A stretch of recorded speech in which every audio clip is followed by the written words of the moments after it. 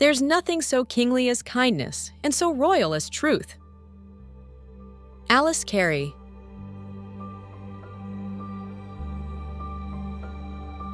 Alice Cary, April 26, 1820, February 12, 1871, was an American poet, essayist, and author celebrated for her deeply emotional and descriptive writing that often reflected the pastoral beauty and moral values of 19th century rural America. Born in Mount Healthy, Ohio, Alice was raised on a farm and began writing poetry at an early age, finding inspiration in the natural surroundings and the experiences of rural life. She and her younger sister, Phoebe Cary, who was also a talented poet, shared a close bond and often collaborated on literary projects. Alice's early work gained recognition in local publications, and as her reputation grew, her poetry began to appear in national periodicals. In 1852, Alice and Phoebe moved to New York City, where they became prominent figures in the literary community.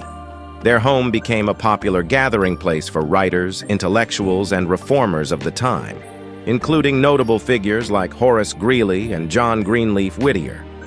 Alice Cary's writing is marked by its lyrical quality and deep sentiment, often exploring themes such as nature, home, faith, and the human condition.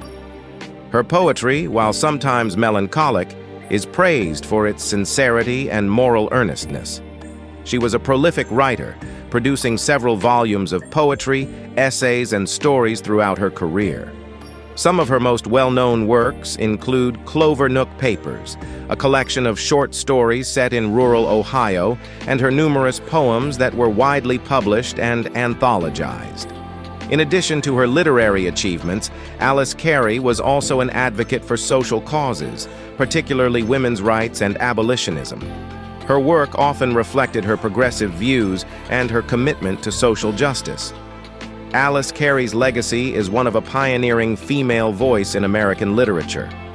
Her contributions, along with those of her sister Phoebe, helped to pave the way for future generations of women writers. Though she faced personal challenges, including chronic illness, Alice remained devoted to her craft until her death in 1871. Today, she is remembered as a significant figure in American literary history, whose work continues to resonate with readers for its emotional depth and vivid depiction of 19th century life.